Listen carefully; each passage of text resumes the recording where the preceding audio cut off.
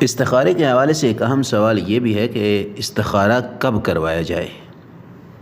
ہمارے معاشرے میں ایک بہت ہی رائج طریقہ یہ ہے کہ بہت سے اہم معاملات جیسے اولاد کی شادی اور نکاح وغیرہ جیسے جو اہم کام ہیں ان میں ابتدا ہی سے استخارہ کروایا جاتا ہے، جبکہ دینی تعلیمات کے مطابق کسی بھی کام کی انجام دہی کے لیے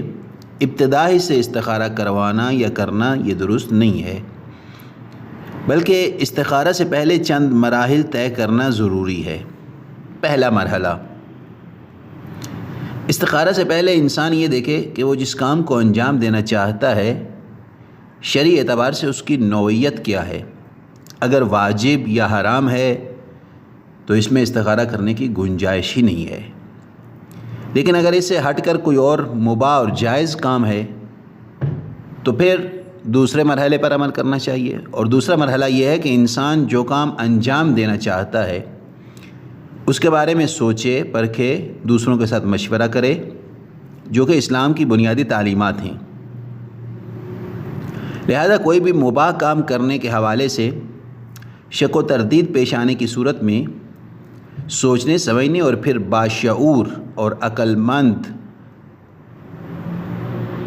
اور علم و دانش رکھنے والے افراد سے مشورہ کرنے کی ترغیب دی گئی ہے۔ پس شرعی طور پر کسی بھی مباح اور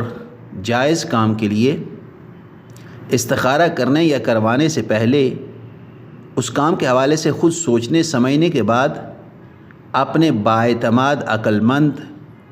اور باشعور افراد سے مشورہ کرنا چاہیے۔ یوں اگر کسی حتمی نتیجہ تک پہنچ جائیں تو پھر استخارہ کی ضرورت ہی باقی نہیں رہتی۔ اور تیسرا مرحلہ یہ ہے کہ جب انسان خود سوچنے سمجھنے اور باشعور قابل اعتماد افراد سے مشورہ کے بعد بھی کسی نتیجے تک نہ پہنچے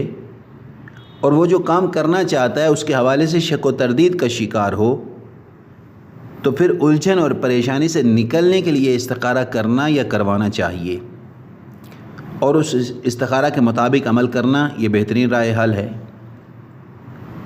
خلاصہ یہ کہ استخارہ اس وقت کیا جاتا ہے جب انسان کسی کام کے کرنے یا نہ کرنے کے حوالے سے سوچنے سمجھنے، دوسرے افراد کے ساتھ مشورہ کرنے کے بعد بھی کسی نتیجے تک نہ پہنچے، یا کسی کام کے کرنے یا نہ کرنے کے حوالے سے ایک برابر صورتحال کے باعث پریشانی کا شکار ہو، تو ایسی صورتحال میں پریشانی سے نکلنے کے لیے استخارہ کرنا یا کروانا اور اس کے مطابق عمل کرنا چاہیے۔